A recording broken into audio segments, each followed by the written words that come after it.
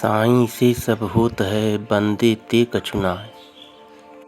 मित्रों, जैसा कि हम जानते हैं कि हमारे इस शरीर में 5 ज्ञानेंद्रियां, मन और प्राण शक्ति विद्यमान है। एक समय की बात है, शरीर की सारी ज्ञानेंद्रियों के बीच अपनी अपनी श्रेष्ठता को लेकर झगड़ा हो गया। आँख ने कहा हम सबसे महान हैं, मेरे बिना कोई देख नहीं सकता और मनुष्य का जीवन किसी अर्थ का नहीं रह जाता।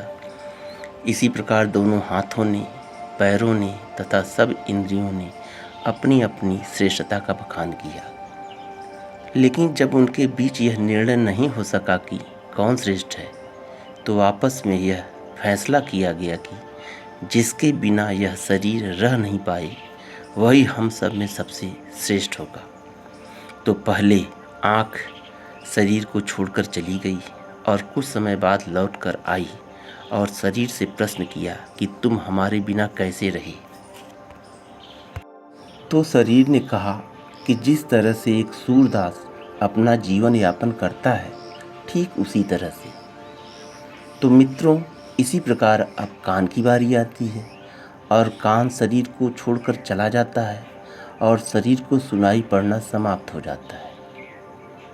कुछ दिन बाद श्रवण इंद्रिय लौट कर आती है और शरीर से पूछती है कि मेरे बिना तुम कैसे रहे। तो शरीर ने कहा जिस प्रकार से कोई बहरा आदमी जीता है उसी प्रकार से हम जीवित रहे। इसी प्रकार फिर हाथ पांव शरीर को छोड़कर चले गए।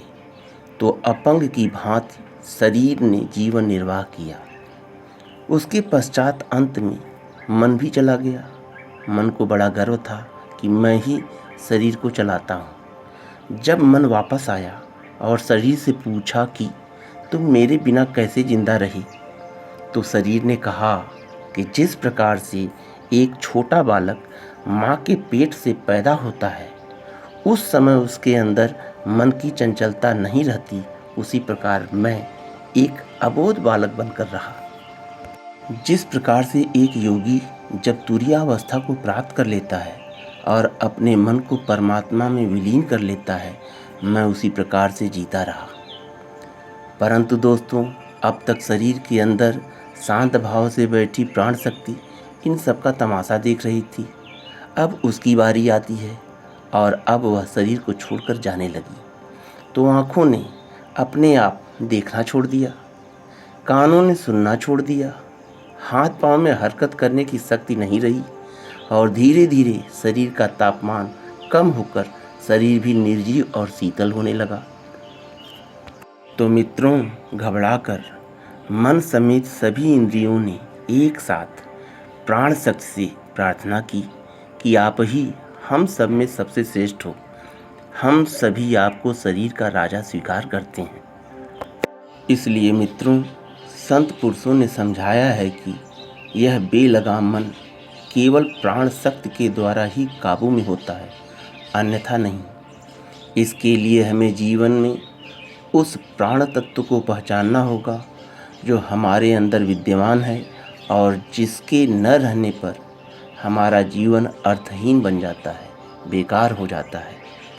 दोस्तों, यही बात मुनि याज्ञवल्क्य अपनी पत्नी मैत्रेयी को समझाते हुए कहते हैं कि तेरे अंदर प्राण है, इसीलिए मैं तुझे अपनी पत्नी मानता हूँ, तुझसे प्रेम करता हूँ, तुझसे बातें करता हूँ। जिस दिन यह शक्ति तुम्हारे शरीर से निकल जाएगी, उस दिन तेरा यह रूप नहीं रहेगा।